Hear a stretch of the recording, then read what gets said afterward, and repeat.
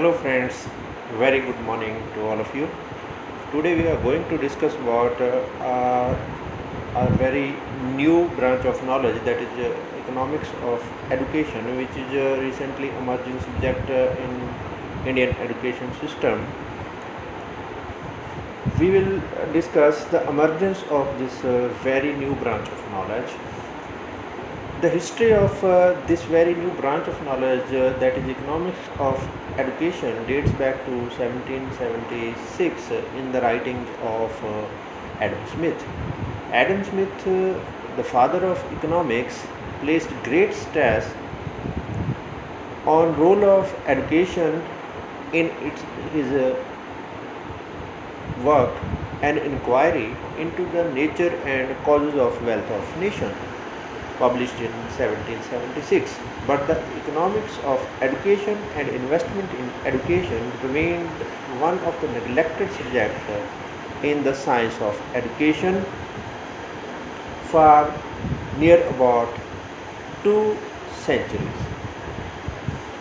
It was in 1950 when economists gave attention to the issues such as a relationship between education and economic growth, and the relation between education and economic distribution, as well as the role of financing of education as a public good.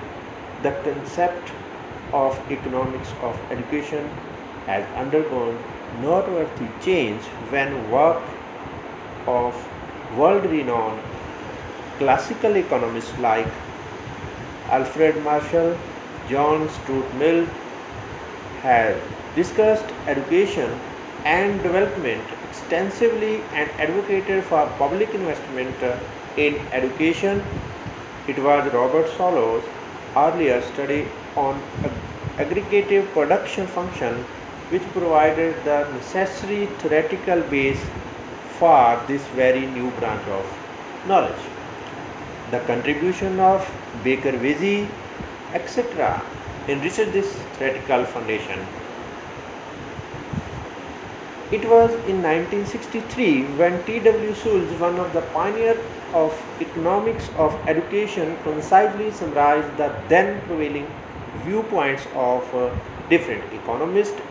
In his view, education lies beyond the economic calculus because they believe that education is more, much more than a matter of cost and returns.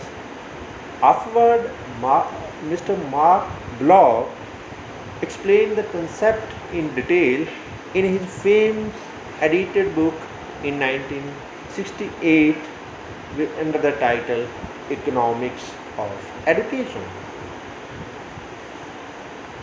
In India, Dr. Baljit Singh, a famous economist, propagated the concept of economics of education in detail.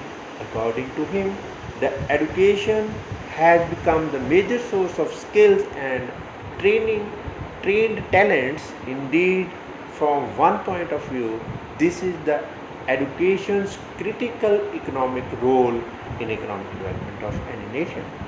Recently, Professor Jandiala Bal Gangadhar Tilak, who is the Chancellor of NUPA, New Delhi, popularized this concept, and now this very new branch of knowledge is emerging as a separate subject in higher education domains.